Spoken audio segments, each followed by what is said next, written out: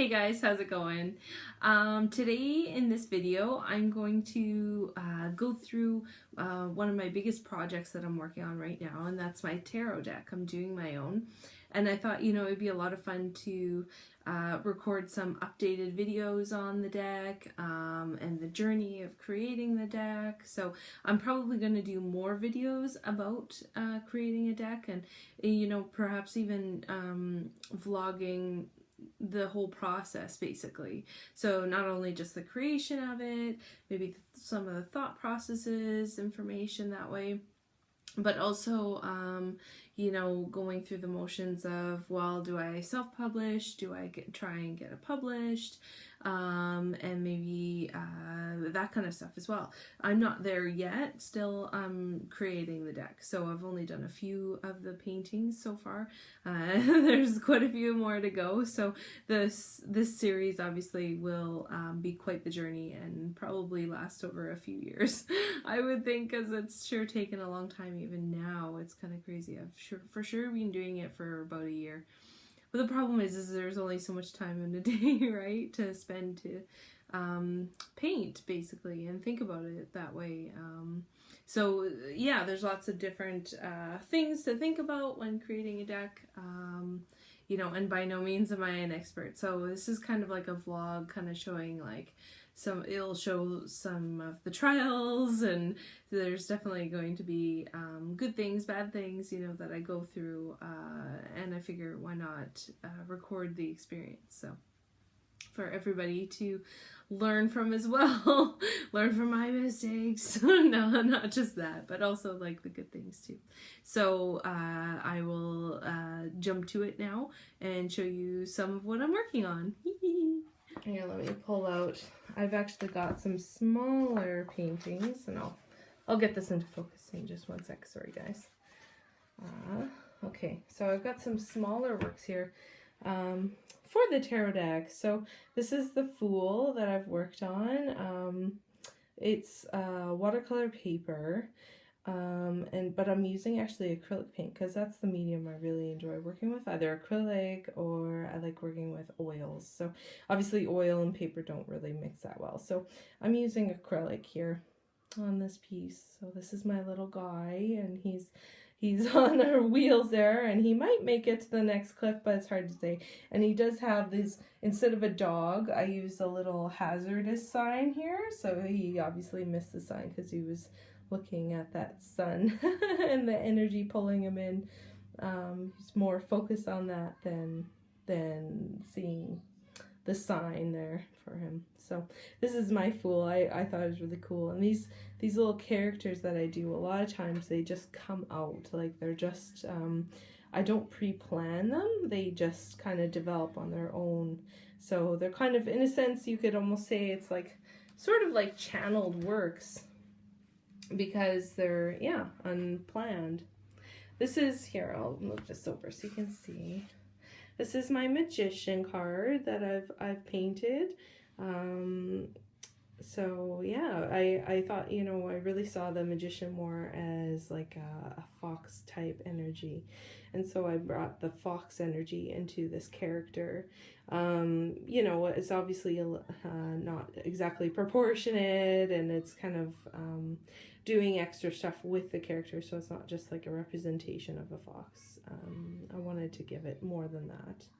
And so he's manifesting, he's working with his tools, there's lots of energy there expressing, and got this embankment that's all woven. So yeah, I love this piece. I love the crystals. That's all about that manifestation too, sending out that energy towards a certain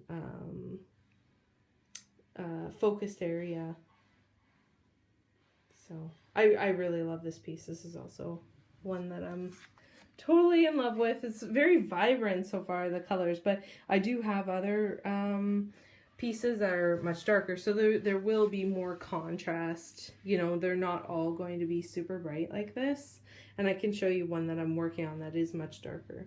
This is what I'm thinking so far in terms of concept for the World card. I was really inspired by David Bowie, his Black Star piece at the center of it all, your eyes, your eyes. So that really felt like the world to me.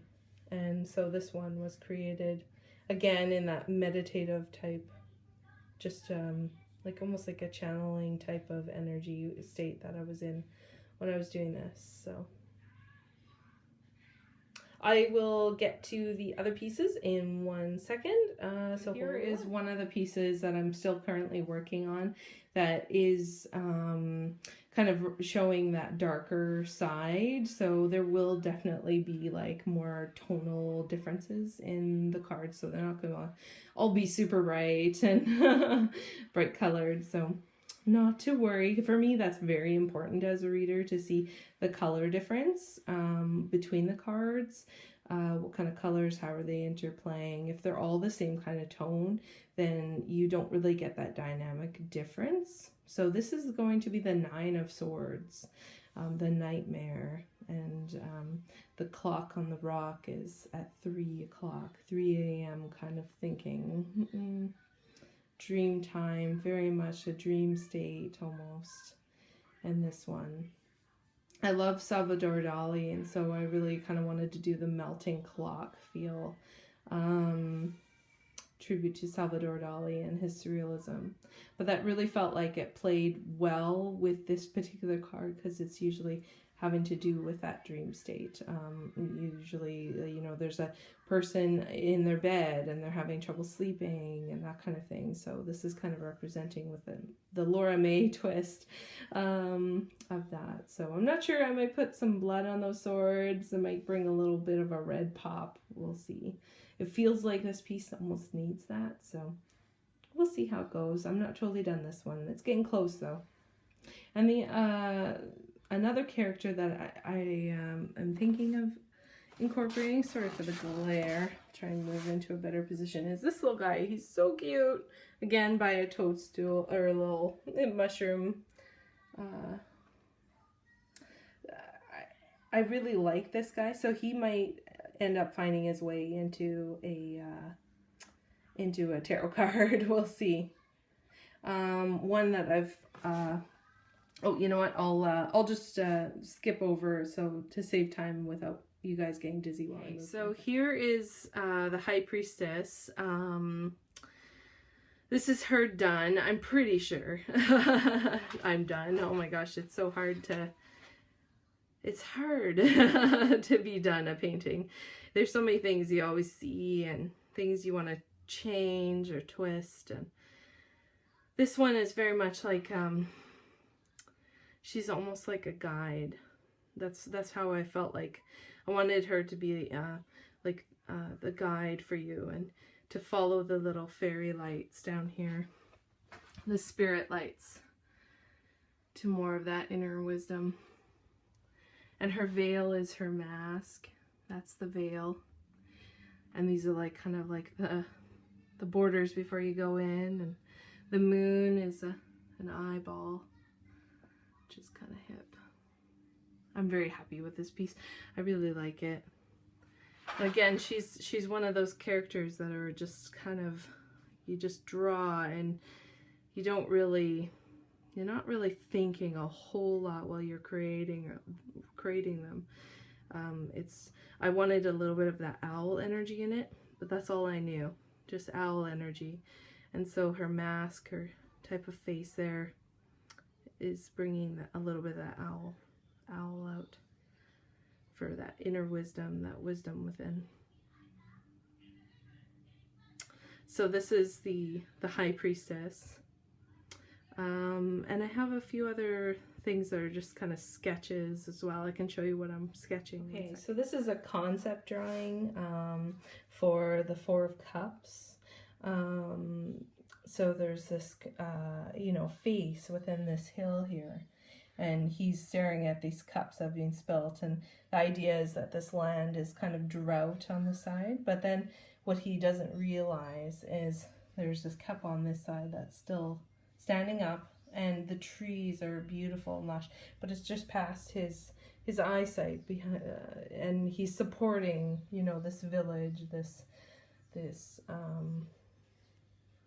castle, but you know, there's people obviously that would be in there, and he's supporting them, and so he's worried that, yeah, that they're in a drought and the ground is collapsing, but really behind is this very, very fertile land and very healthy trees and things like that. So that's a concept drawing that I have. This is my concept drawing for my Empress card. I have a couple that I've done now, and I'm not totally happy with any of them. So I tried to get that one little guy in here that I showed you before just to show it. And my sister-in-law thought, no, don't put him in. He needs to be in his own card. So we probably will just have him in its own space. And my husband figured, you know, we should put her directing the other way, so it's more of a forward motion rather than back, because right now she's facing left. So that kind of almost feels like past. So I switched her around, and I've only just started painting her, like with just like primary kind of colors. And it's kind of like the idea of Gaia being the support, the nurturer of all. I also changed the flower to the lotus flower. I'll show you the painting that I've got so far going, but it's not by any means done. I've only spent like an hour or two on it. So, oh no, I got sunlight going on here. Unfortunately, we'll have to, sorry, I've got my hand. We'll have to just deal with this because I got no blinds on this window, unfortunately. And I can't move everything because I've got lots of cups and stuff around. But this is the so far Empress card. So it's kind of giving you an idea of like some of those energy motion in the back. We've got a stream in the front. This here will be a rock. And I'm going to be working more on the texture of her bark. Like right now it's just really smooth. So I got to bring in texture in there, and obviously leaves and the tree branches. But we're going to do a lotus flower on the top. And I really wanted to give a fairy feel with this, and so she's going to have little fairies going around her. And perhaps maybe even an animal down here. So this is the very beginning stages of the painting of my Empress card, and we'll see how it goes. So that is a collection of some of what I'm working on. It's so much fun. I really love it, and I love like all the possibilities of where the cards can go. It's so creative, and I just love being in that creative state. You know, and anything is kind of possible. So yeah, I hope you guys like this. I'd love to hear any of your comments. One thing that I didn't get to fit into this video is in terms of a name, I'm kind of hoping to collaborate with you guys and see what you think in terms of a name. Like originally I was gonna do the Monsters from Within Tarot.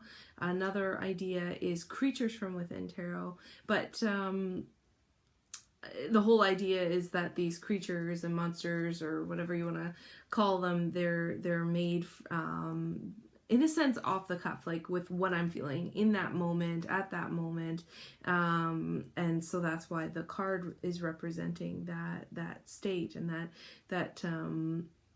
that creature is representing that state. So it's from within, it's coming from within. So let me know what you think in terms of title, because I'm still undecided on what I'm going to call this deck. So I'd love to hear what your ideas are. Shoot them on my way if you like a certain idea or not, or if you have any ideas that would work with this deck. So I hope you guys like this video.